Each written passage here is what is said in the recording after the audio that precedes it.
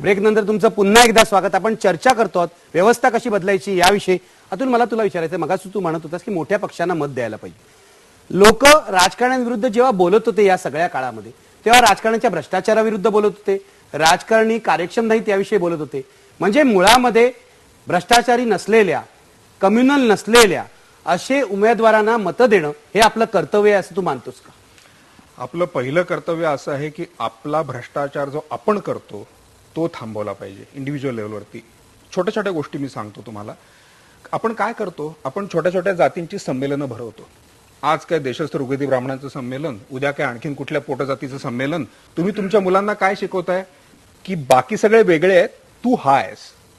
हे मतदार म्हणून मी आधी थांबवलं पाहिजे. आपल्याकडचे मोठी मोठी लोक ह्याच्या मागे आहेत, मोठे मोठे नट दुर्दैवानी, मोठ्या मोठे समाजातली माणसं या छोट्या छोट्या संमेलनांच्या मागे आहेत. पहिल्यांदा हे आपण थांबवलं पाहिजे. तर ह्याला मी पॉलिटिकल विजडम म्हणतोय मगासपासून. आणखीन एक गोष्ट, परत एक उदाहरण मी तुम्हाला देतो. द्वारकानाथ संजगिरींनी काही महिन्यांपूर्वी एक लेख लिहिला होता लोकसत्तेमध्ये. सचिन तेंडुलकरचं त्यांनी कौतुक केलेलं होतं. काहीतरी वादावादी झाली होती आणि त्याच्यात त्यांनी असं म्हटलं होतं की सचिन तेंडुलकरचं राजकीय मत तुम्हाला माहिती आहे का? नाही माहिती आहे. बघा तो किती नीट वागतो, बघा तो कसा चांगला आहे. मला तर असं वाटतं की प्रत्येक प्रसिद्ध व्यक्तीचं जे काही मत असेल, मी पार्टीबद्दल बोलत नाही, आमच्यावरती काय पार्टी व्हिटो लावली, एकूण समाजाबद्दल माझी काय मतं आहेत हे प्रसिद्ध व्यक्तींनी तर बोललंच पाहिजे की ज्यांचा समाजावरती इन्फ्लुएन्स होतो. एक भाग झाला. पण ह्याच्यापेक्षा दुर्दैवी असं आहे की तुम्ही या उदासीनतेला एक प्रतिष्ठा दिलेली आहे. संजगिरी काय म्हणतात की बघा किती चांगला आहे. सचिन तेंडुलकर बोलत नाही, त्याची मतं आपल्याला माहिती नाही किती छान आहे, किती चांगलं आहे. हे जास्त धोकादायक आहे. मला वाटतं हा भ्रष्टाचार, ही राजकीय अप्रगल्भता आपण जर थांबवली तर हळूहळू उमेदवार यायला लागतील आणि मग तुम्ही म्हणताय तसे भ्रष्टाचार विरहित असे काही उमेदवार आपल्याला भेटतील. तर्फी आपण मगाशी बोललो की बाबरी मशीद पडली आणि एकूणच जातीयवाद कसा वाढला आणि त्यामुळे अतिरेक्यांना कसा फायदा होतोय. अतिरेकी दोन्ही प्रकारच्या धर्मातून, वेगवेगळ्या धर्मातून येतात. मला तुला असं विचारायचं आहे की जातीयवादाबद्दल सुद्धा आपण ठाम भूमिका घेत नाही, हे सुद्धा एक कारण आहे का? हो. प्रश्न असा आहे की आता एवढे गेटो मेंटॅलिटी एवढी झाली. 1992-93च्या विवादानंतर प्रत्यक्ष कम्युनिटीज आपल्या गेटोजमध्ये राहतात, इंटरमिंगलिंग करत नाही. प्रश्न असा आहे की जितक्या लवकर आपण कल्चरल फेस्टिवल्स, लोकांचे फेस्टिवल ज्यापर्यंत आपण मानत नाही, त्यापर्यंत आपली बॉन्डिंग होत नाही, त्यापर्यंत असली गोष्ट वाढत राहणार. आणि युनिटी प्रोसेस एकदम इम्पॉर्टंट आहे. विभिन्न धर्माचे लोक असू द्या, आणि दहशतवादी याच फुटीचा फायदा घेतात. ऍब्सोल्युटली. मला सांगा सुरडकर साहेब, म्हणूनच तुम्हाला मला विचारायचं आहे की जात जे आहे, धर्म आहे, भाषा, मराठी अमराठी वाद असतो, कधी कधी बंगाली बिहारी वाद असतो. हे सगळे जे वाद आहेत, अशा प्रकारचे फूट पाडणारे, हे अतिरेक्यांना फायदेशीर ठरतात असं वाटतं का तुम्हाला? नक्कीच फायदा होतो यांना. कारण काय, तुम्ही जर मुळाशी गेलात तर जेव्हा एक अन्यायाची भावना निर्माण होते आणि जेव्हा प्रशासनाकडनं काही न्याय मिळत नाही, न्यायव्यवस्थेलाही आपल्याला टीका करावी लागेल. कारण एक काय, तारीख पे तारीख न्याय मिळतच नाहीये. तर जेव्हा एक ही भावना निर्माण होते, कुठल्याही धर्माचा, समाजाचा, जातीचा असो, जेव्हा त्याच्यावर ही भावना निर्माण जाते की माझ्यावर अन्याय होतोय आणि मला कोणी आता माझा बघणारं कोणी नाहीये, अशा वेळेस ही जे व्यक्ती आहेत, विघटनवादी व्यक्ती जी आहेत, फुटीरवादी व्यक्ती आहेत, यांच्या पाठीशी जातात. घरामध्ये दोन भावांची भांडणं असतील तर बाहेरचा माणूस फायदा उठवतो. अगदी बरोबर. साधी गोष्ट आहे. मी जातोय गोडबोले सरांकडे. सर, मला सांगा, राजकीय व्यवस्था बदलण्याची चर्चा चालली आहे. तुम्ही राजकीय व्यवस्थेचा मोठा अभ्यास केलाय, तुमच्या पुस्तकात सुद्धा अनेक गोष्टी लिहिलेल्या आहेत.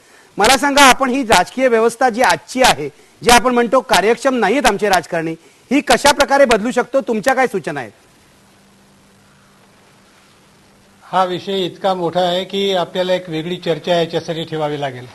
परंतु आजच्या विषयाला धरून जर बोलायचं असेल तर मी परत एकदा सुरुवातीच्या प्रश्नाकडे येतो की सर्वधर्म समभाव याचा मी जेव्हा सुरुवातीला उल्लेख केला, तो हिंदूंच्या किंवा मुसलमानांच्या पुरता मर्यादित नाही. आज या दोन्हीही जमातीच्या लोकांना असं वाटतं की सरकार आमच्या विरुद्ध आहे आणि सरकारने गेले 60 वर्षामध्ये केलेले अनेक निर्णय हे आमच्या धर्माच्या विरुद्ध केलेले निर्णय आहेत.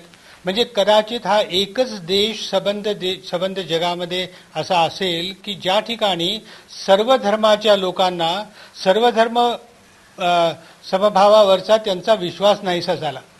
हा जोपर्यंत परत येत नाही तोपर्यंत समाजामध्ये एकसंधता निर्माण होणार नाही, शांतता निर्माण होणार नाही. आणि मग तुम्हाला जे काही राजकीय परिवर्तन वगैरेच्या गोष्टी तुम्ही बोलता आहात त्या सगळ्या होऊ शकणार नाहीत. त्यामुळे ह्या मूलभूत प्रश्नाच्याकडे आमची आजही लक्ष देण्याची तयारी दिसत नाही. राजदीप, मी राजदीप सरदेसाईंकडे जातोय. राजदीप, मला तुला अतिशय सोपा लोकांच्या मनातला प्रश्न विचारायचा आहे. आम्हाला बदलायची आहे सिस्टीम. सामान्य माणूस विचारतोय की आम्ही कशी बदलू शकतो, ही मतपेटीच्या माध्यमातून पुढच्या इलेक्शनला सिस्टीम बदलण्यासाठी आम्ही काय करायला पाहिजे? हा एक महत्वाचा प्रश्न आहे, सोपा प्रश्न नाहीये. मला वाटतं सामान्य माणसाकडे तेवढी शक्ती नाहीये की पूर्णपणे तो सिस्टम बदलू शकतो.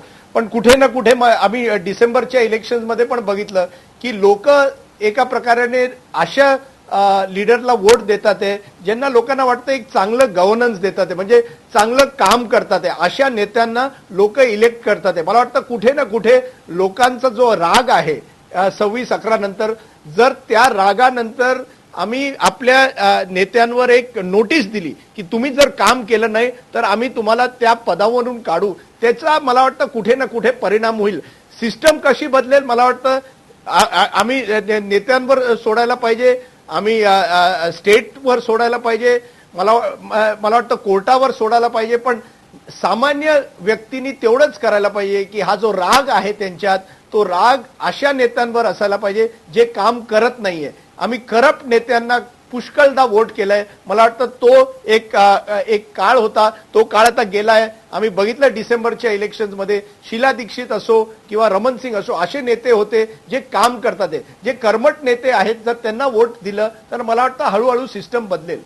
अगदी. राजदीप, मी आता घेणार आहे एक ब्रेक नंतर ही चर्चा चालू ठेवणार आहे. अतुल कुलकर्णींना काहीतरी म्हणायचं आहे. मला हे विचारायचं आहे की हा जो आमच्या मनातला राग आहे तो कशा प्रकारे स्ट्रीमलाईन करायचा, त्याला विधायक वळण कसं द्यायचं. घेऊया एक ब्रेक. पहा फक्त IBN लोकमत.